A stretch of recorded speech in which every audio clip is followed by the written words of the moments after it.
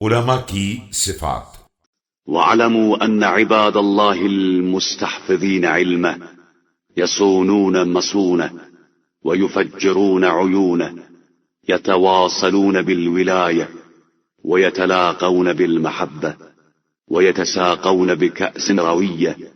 یاد رکھو کہ اللہ کے وہ بندے جنہیں اس نے اپنے علم کا محافظ بنایا ہے وہ اس کا تحفظ بھی کرتے ہیں اور اس کے چشموں کو جاری بھی کرتے رہتے ہیں، آپس میں محبت سے ایک دوسرے کی مدد کرتے ہیں اور چاہت کے ساتھ ملاقات کرتے ہیں، سیراب کرنے والے جاموں سے مل کر سیراب ہوتے ہیں۔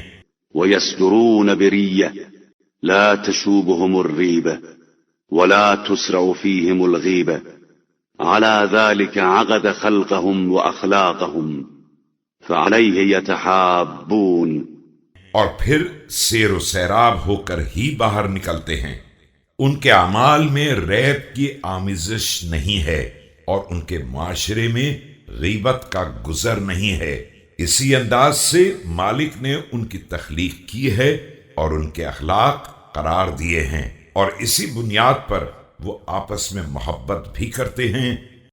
وبه يتواصلون فكانوا كتفاضل البذر ينتقى فيؤخذ منه ويلقى قد ميزه التخليص وهذبه التمحيص۔